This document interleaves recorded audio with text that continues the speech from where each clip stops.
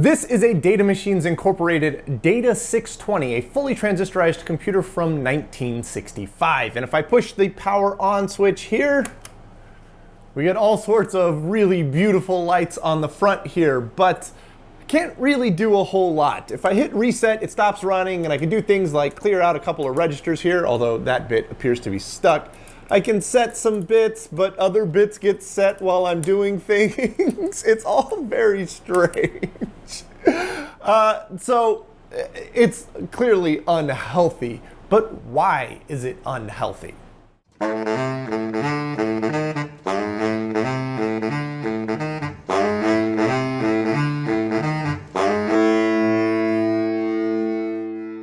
I don't know if the camera's going to pick this up, but you can see that the instruction register here is flickering a little bit. I don't know what's going on with that. It could be bad bulbs, could be bad CPU, or it could be actually trying to run code, which would be pretty exciting. But that brings up an interesting point here. If it is trying to run code, what's it doing? Because the core memory isn't hooked up. All we have are the CPU, the front panel, and some power supplies. So I was never really expecting it to do much of anything. Well, so why don't we just hook the core memory up and see what happens? Oh, that's really scary. There's a couple of problems here. The first is that we don't know if the CPU is healthy. And if the CPU is unhealthy, it could totally wipe out the contents of core. And this core memory could very well contain the last program that was run on this machine. And since this machine was used at NASA, there could be some really exciting stuff hiding out on core.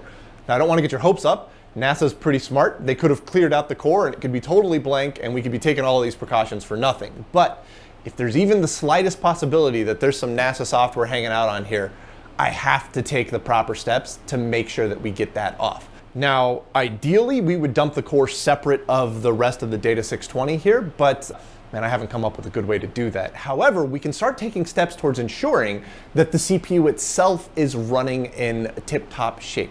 The CPU is built up entirely out of little cards like this. These are called VersaLOGIC cards, and they contain a collection of germanium PNP transistors and germanium diodes. And there's a bunch of different types of cards in there, and they contain anywhere between 7 to 20 or so transistors and anywhere between 20 and 30 diodes each. Now that gets a little frightening because when we did the Bendix G15, that machine has around 3,400 germanium diodes in it, and we found that about 60 were bad, so about a 2% failure rate. If each one of these cards has 20 germanium diodes on it, and there are over 200 cards in this machine, I'm expecting a lot of bad diodes. So let's take today to try and figure out what exactly these cards are. There aren't any schematics, so we're gonna have to make our own.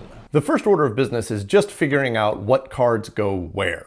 We don't even have this level of information about any of the modules in this computer, so we're just gonna have to brute force it. But while Past David is making notes, this is a good chance to answer a question I get on just about every video. A lot of times, someone will, for example, watch a Bendix episode, and then get confused when the next video that gets released isn't on the Bendix. This is because I tend to cycle through projects. I like to have 4 projects on the go at any given time, and I rotate through those 4, meaning each project gets 1 video per month. I do this for a few reasons, but the primary reason is to avoid burnout. By cycling through projects like this, every time I come back to one, it feels fresh and exciting, meaning I can stay amped up about a project for years. So if you were expecting to see a G15 episode or a PDP-11 episode this week, don't worry, I'll cycle back to both of those soon. At any rate, looks like I've gotten everything pretty much written down, so let's reverse engineer one of the packs. I'll take some photos of the front and back side of the pack and bring those into Krita for tracing out.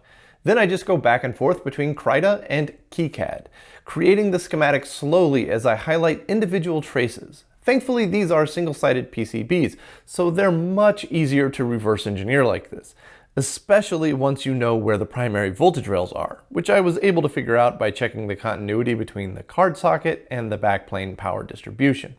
Also, this card happens to have a ton of repetition on it, which makes reverse engineering it a lot easier. This particular card took just under 20 minutes to fully reverse engineer. This was one of the easiest cards to tackle though. Other cards have taken me well over an hour.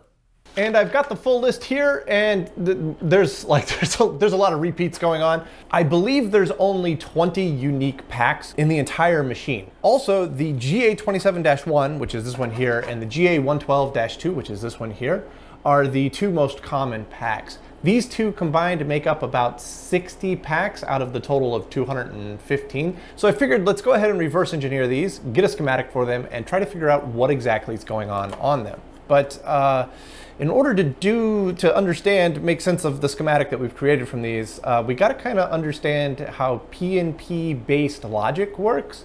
And PNP transistors are weird, man. Like, I'm a vacuum tube guy, and the concepts that PNPs can do just can't happen with tubes. So I've had a really hard time wrapping my head around this. But let's try to figure out the difference between NPN and PNP, and try to figure out how they work, and then that should hopefully make the schematic make a lot more sense. But I am almost certainly going to get something wrong here, and it's just because I'm like super out of my element, way out of my comfort zone. So if I do get something wrong, hop in the comments below and let me know, and I'll come back and correct myself in the next episode in the series. But as far as I know, there are two different types of bipolar junction transistors, or BJTs. There's an NPN and a PNP. You have a collector, a base, and an emitter. And the emitter has the arrow pointing out on an NPN. Now, the amount of current that is moving between the base and the emitter controls the amount of current that can move between the collector and the emitter.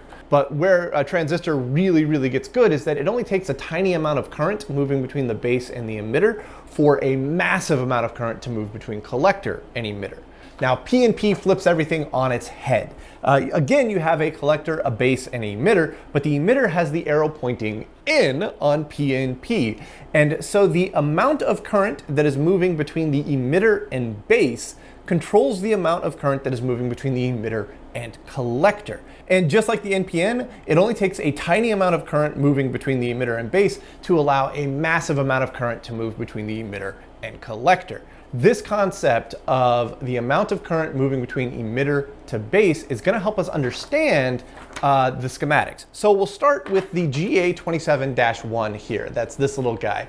There are 7 transistors and a whole phalanx of germanium diodes along the bottom. And then above those, there's these kind of different colored, larger germanium diodes. And these really threw me for a loop for a while until we finally figured out that these are Zener diodes. We think they're about a 4.3 volt Zener.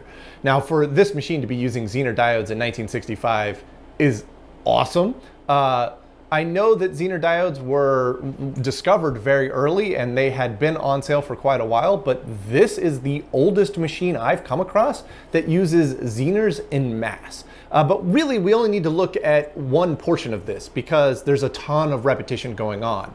We essentially have one transistor making up one logic gate, and that's repeated 7 times across this board here. So if we zoom in on just one of the schematics here, I get it, things look strange. The ground is on top, like I'm putting ground upside down at the very top of the schematic, and ground is almost always on the bottom. But let's think about it in terms of high potential to low potential. Ground at 0 volts is a higher potential than negative 12 volts, which is all the way at the bottom. So we've got our ground coming into the emitter, and then coming out of the collector, we have a 2K ohm resistor to negative 12 volts, and then we pull our output off of that. If the transistor is off, not conducting, that 2K ohm resistor is going to pull the output down to minus 12 volts. Now, in the data 620, minus 12 volts is true, 0 volts is false. So if the transistor is not conducting, our output is going to be 1. Now, how do we make this transistor conduct? So if we follow the base, we can see that we have a 39K ohm pull-up resistor to plus 6 volts. So there is not going to be any current moving from emitter to base. Then if we follow that base along, we hit a capacitor, which is like tiny, like 75 picofarad. I'm pretty sure this is just for like noise rejection, so we can kind of ignore that for the time being. We also hit our 4.3 volt Zener diode. On the other side of that, we have a 5.1K pull down to negative 12 volts. And then we have multiple diodes that are creating essentially a OR gate, although because this is negative logic, it's kind of creating an AND gate here. Now let's remove all those diodes and take a look at just one single input here. So if that single input is 0 volts, it means that the base is going to be held above ground at some voltage, so the transistor is just not going to conduct. But if instead of 0 volts we put negative 12 volts into the backside of this, that 4.3 volt Zener diode is now going to start conducting in the reverse direction. That means that the voltage level on the base is going to drop to well below 0. We now have current moving between the emitter and the base. And whenever current moves between the emitter and the base in a PNP transistor, that transistor starts to conduct between the emitter and the collector, which pulls our output up to ground or 0 volts. Now, seeing this Zener diode in here, I can kind of understand how it works, but also this is crazy to me. I've seen other PNP transistor-based computer designs out there, but this is the first one that I've really spent some time with that has a Zener diode in the mix. And it seems like you could have done, Zeners must have been expensive in 1965, but apparently this type of logic design has a name, and somebody over on the Discord found it, so thank you so much for that. But this is called high threshold logic. And I think what this means is that the base of the PNP transistor is very affirmatively pulled positive or very affirmatively pulled negative. There's none of this kind of middle linear analog zone going on, which means that the transistor is either on or off. And it takes a lot of input to change it from on to off or off to on. This is primarily for eliminating noise and making very reliable circuits. So this is effectively an inverter. And since we have those 4 diodes at the beginning, this allows multiple inputs. If any single input has 0 volts on it, the output will be negative 12 volts. However, if all of the inputs have negative 12 volts on them, the output then goes to 0 volts. It's a 4-input NAND gate, and there are 7 of them stuffed onto this GA27-1. Now there is something a little interesting going on here. 3 of the 7 NAND gates on here have a 2K ohm resistor to negative 12 volts on the collector. The remaining 4 are open collector, which means that we can take these open collector gates and put them in parallel on a bus, and any single gate can pull that bus up to ground. But this is not anything specific. This is just a building block. So you just take these 4 input NAND gates and connect them in various and different ways to get different behavior out of the CPU. Now the GA27-1 has 7 4-input NAND gates on it, but if we take a look at the GA112-2 here, there are 12 transistors, and we can see a very similar layout, only with fewer diodes along the bottom here. And if we reverse engineer this one, it is very similar to the GA27-1, except that there are 12 2-input NAND gates, and they are all open collector. Next, let's take a look at this card here. This is probably my favorite card out of the entire bunch. There's only one of these cards in the entire machine. This is the XC31, and you can tell by the absolutely wild looking crystal oscillator on here that this is going to be the primary clock for the computer. And that oscillator has 2.2 MC on it, so that's generating our 2.2 megahertz clock speed. Now this is such a weird pack because there's effectively 2 different things, completely different things going on here. If we look at the schematic here, we can see that the crystal oscillator and the transistors that are involved with it are totally separate of the rest of the transistors over on this right side of the pack over here. So it's effectively like 2 packs in one, I think. I don't know. There's like bodge wires and craziness going on the backside here. So it's possible that I got something wrong when I was reverse engineering this. And I'm gonna be honest, like I don't understand anything that's going on here. I think it's just a very pretty card. But I'll put links in the description below to all of the schematics that I've reverse engineered so far. So if you're curious, you can hit up the description and check that out. But there is one more pack that I reverse engineered, and that is this one here. This is the FF26. FF obviously standing for flip-flop, so we already have a pretty good idea of what's going on here, but there is a boatload of transistors on here, so I'm expecting there to be a lot of repetition. And while I was reverse engineering it, that's exactly what I saw. But also, because I knew it was a flip-flop, there was some pretty obvious things I was looking out for, like cross-coupled transistors. So here's the full schematic, and you can see that there are 6 flip-flops on this, but there's some pretty interesting things going on. So if we zoom in on just one flip-flop here, you can see that we have our cross-coupled transistors going on here. We have the collector output from one transistor feeding the base input to the other transistor, and then we can either set or reset the flip-flop through this input term section down here. Now there's stuff going on down here that I don't fully understand, like why do we have a separate input through a 75 picofarad capacitor?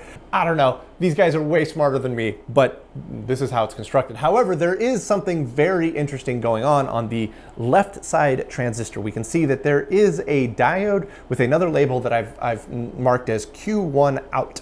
Now Q1 out is the same for all 6 flip-flops. And if we look over on the right side of the schematic here, we can see that Q1 out is being generated by this singular transistor with a pretty interesting layout.